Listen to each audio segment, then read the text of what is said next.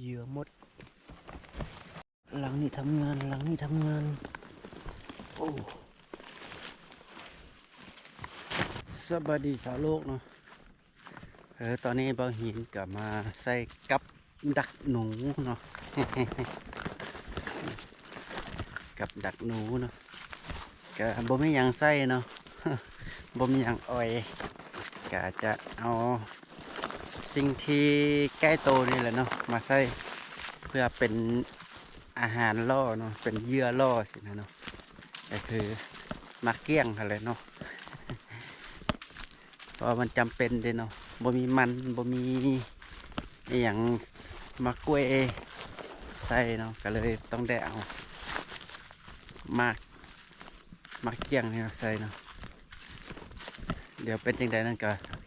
รอติดตามเบิ่งเนาะว่าจะได้หรือบ่เนาะนี่เนาะก็จะใส่เรียบตามแคมสวนนี่ลงมาเลยเนาะก็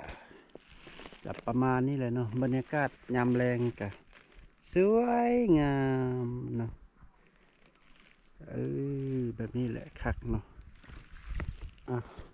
นี่นะเป็นไม้แรกเนาะเป็นพงไม้เนาะหรือเป็น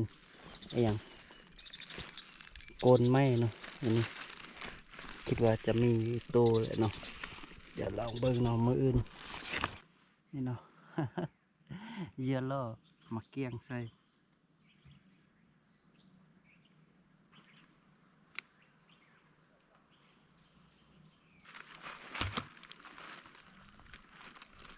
ไว้แบบนี้เนาะ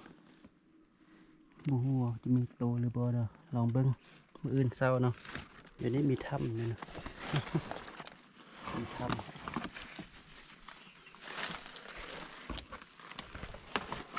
โอ้คักแท้เนาะ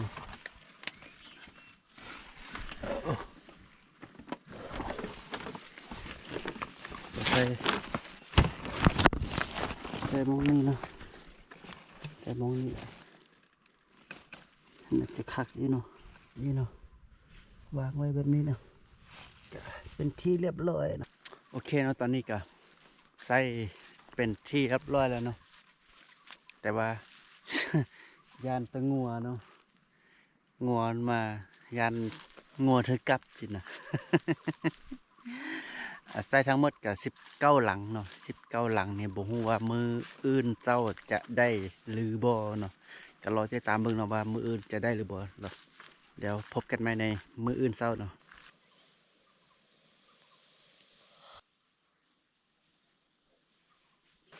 ก็สวัสดียามเช้าเนาะ เย็นแห้งเบิ่งหมอกเต็มเนาะเสื้อ2 สั้น3 สั้นเลยเสื้อแขนยาว2 สั้น เมื่อคืนนี้ดิ้นเมื่อคืนหนาวเนาะ ก็พยายามกลับนะพยายามกับดักหนูว่าจะได้หรือบ่เบิ่งทางหน้านี่เห็นบ่หมอกขาวไปหมดเลย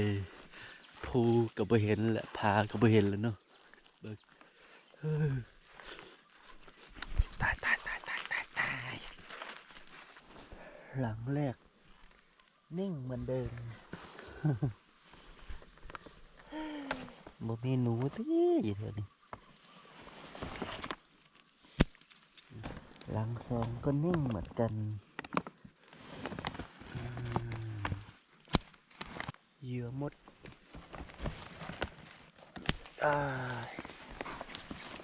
หลังนี้ทำงานโอ้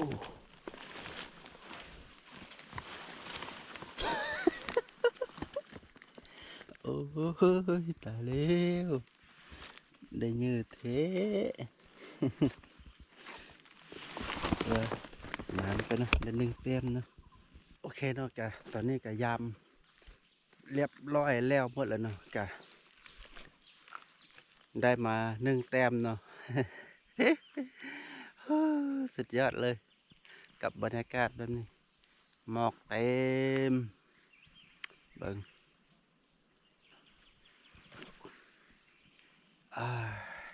เย็นเนาะ